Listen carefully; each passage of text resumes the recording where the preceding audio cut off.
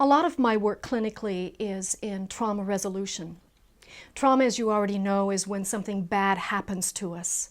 Of course, that happens to all of us one time or the other. But when something bad has happened to us and we do not have a sufficient personal and/or environmental support system in place, that's where the effects of trauma become very devastating. The effects of trauma can be post-traumatic stress disorder or even anxiety disorders, and sometimes, believe it or not, just day-to-day discontentment and a lacking of self-confidence. We often think of trauma as the big things in life, the wars, the accidents, the seemingly insurmountable losses.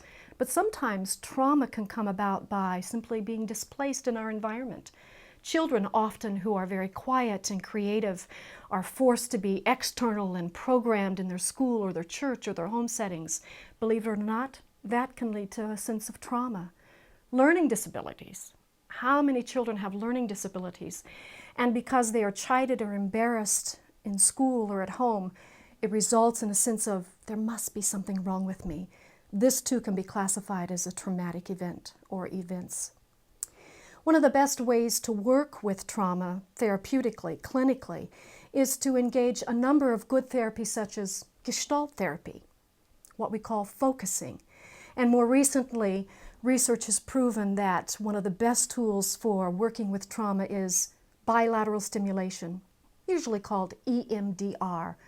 EMDR is a wonderful tool that integrates taking all of the components of trauma, the who, what, the when, the where of what happened, how we feel about it physically, how it affected us and distressed our bodies, as well as what is the negative impact or belief that I have about myself because of the trauma. In other words, how did I make this bad thing come about? When we use EMDR, we collect all of that information, and through a process of bilateral stimulation, usually a hand movement or watching a light bar, we can actually transfer the negative effects of the trauma from the right hemisphere of the brain to the left hemisphere of the brain, where it becomes what I call landscape material. It's historic, properly in its place, no longer affecting us in the day-to-day. That's what real trauma resolution is about.